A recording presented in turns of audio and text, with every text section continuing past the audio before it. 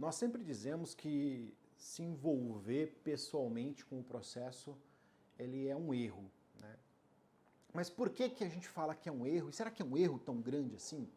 Isso eu digo para você porque eu considero que eu já me envolvi pessoalmente em diversos processos. Emocionalmente, sentimentalmente, e eu me envolvo até hoje. O que eu recomendo que você faça? Que você tente fazer com que aquilo que está acontecendo no seu trabalho fique no seu trabalho. Não vá para sua casa. Acho que é a principal dica que eu acho que todo mundo dá e que seria o mais interessante, que eu acho que é válido. O seu trabalho fica no trabalho, a casa fica na casa, porque se você envolver as duas coisas, isso vai te gerar um problema. Mas isso não significa necessariamente que você não precisa se envolver na condição daquele cliente, não precisa se envolver em relação àquele processo. Mas, ao mesmo tempo, você tem que pensar, não foi você que cometeu aquele delito, caso seu cliente efetivamente tenha cometido. Não foi você que se envolveu naquela situação.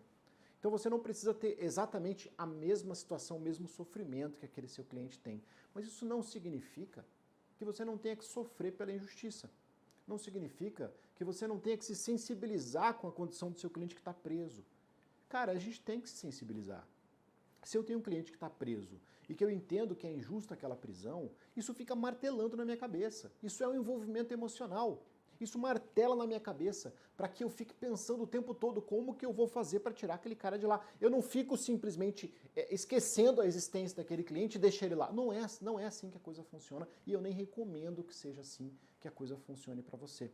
Você tem sim que se envolver sentimentalmente naquele ponto. Você tem que lutar com garra. Você tem que se sentir incomodado do seu cliente estar numa situação de cárcere, como ele fica normalmente. Você tem que se incomodar com o fato de estar acontecendo uma injustiça no processo.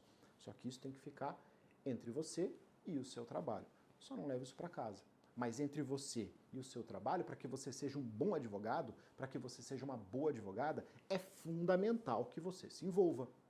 Porque se você não se envolver, se aquele cliente for só uma pasta, se ele for só um número, for só um valor de honorário que entrou para você e você não precisa mais se preocupar, que você não trata ele como se uma pessoa fosse, mesmo que ele não esteja preso, ele vem te procurar, você não faz ideia do que é estar sendo processado criminalmente, correndo risco de tomar uma pena, ficar longe da sua família, você não tem essa noção. Talvez, eu espero que você nunca tenha, mas o teu cliente, às vezes ele está solto, mas ele tem muito medo de que aquilo possa vir a acontecer no futuro, de dar um problema de verdade para ele. E você não sabe o quanto isso o incomoda. E você tem que desenvolver em você empatia para você entender. Quando aquele cliente é um cliente um pouco mais chato, que ele vem te perguntar muitas coisas, quando aquele cliente é um cliente que ele duvida um pouco do que você fala, é a vida dele que está em jogo, é a liberdade dele que está em jogo, é o patrimônio dele que está em jogo, não é o teu. Ou seja, tenha empatia, envolva-se sim emocionalmente, tenha sentimentos, nós somos pessoas, eles não são números, eles são pessoas, eles não são pastas, eles são pessoas, eles não são honorários, eles são pessoas. Pessoas que podem ter sua liberdade restringida, pessoas que podem ter contra elas cometidas injustiças e que se você não for aquilo que eu sempre digo, o escudo entre o Estado poderoso e elas, pode ser que aconteçam injustiças que não vão conseguir se resolver nunca mais. Você pode ser a possibilidade daquela criança que ali está, que é filha do seu cliente, ter um pai durante a vida inteira para estar do seu lado. Ou não, de ter aquele pai preso por muitos anos.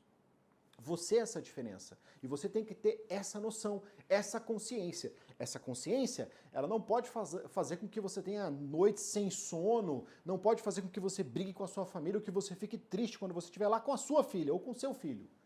Isso você tem que tentar separar.